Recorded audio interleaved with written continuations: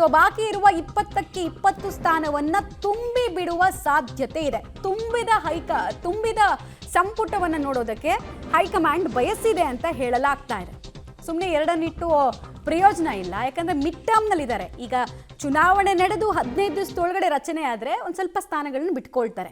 ಆವಾಗ ಆ ಖಾಲಿ ಇರೋ ಸ್ಥಾನ ತೋರಿಸ್ಬಿಟ್ಟು ಸಚಿವ ಸ್ಥಾನದ ಆಕಾಂಕ್ಷಿಗಳಿಗೆ ನೋಡಿ ಆ ಸ್ಥಾನ ನಿಮಗೇನೆ, ನೆಕ್ಸ್ಟ್ ಎಕ್ಸ್ಪಾನ್ಷನ್ ನಿಮಗೆ ಅಂತ ಹೇಳಿ ಬರ್ತಾರೆ.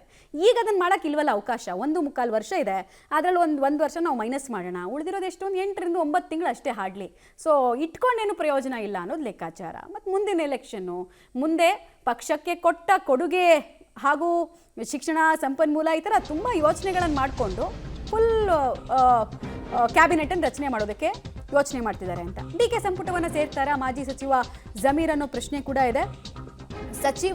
ಮಾಜಿ ಸಚಿವರಾಗೋದಕ್ಕೆ ಹೈಕಮಾಂಡ್ ಗ್ರೀನ್ ಸಿಗ್ನಲ್ಸ್ ಕೊಡುತ್ತಾ ಅನ್ನೋದು ಇವತ್ತು ಡಿಸೈಡ್ ಆಗುತ್ತಂತೆ.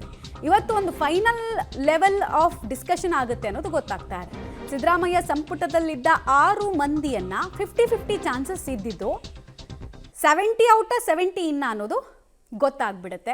ಎಷ್ಟು ಜನರಿಗೆ ಏನೇನಾಗುತ್ತೆ ಅವಕಾಶಗಳು ಅಂತ. ಜಮೀರ್ ಅಹಮದ್ ಖಾನ್ ಅಂತೂ ಮೊನ್ನೆ ಸಾರಿ ಅನ್ನೆಲ್ಲ ಓಪನ್ ಆಗಿ ಕೇಳ್ಬಿಟ್ಟಿದ್ದಾರೆ. ಬೇರೆ ಕ್ಷಮೆ ಕೇಳಿದ್ದೀನಿ ಅಂತ ಪ್ಯಾಚಪ್ ಮಾಡ್ಕೊಳ್ಳೋದಕ್ಕೆ ಬಂದಿದ್ದಾರೆ. ಬ್ರೇಕಪ್ ಆದಂಗಿತ್ತು ಅವ್ರ ಪರಿಸ್ಥಿತಿ, ಬಟ್ ಈಗ ಪ್ಯಾಚಪ್ ಮಾಡ್ಕೊಂಡಿದ್ದಾರೆ.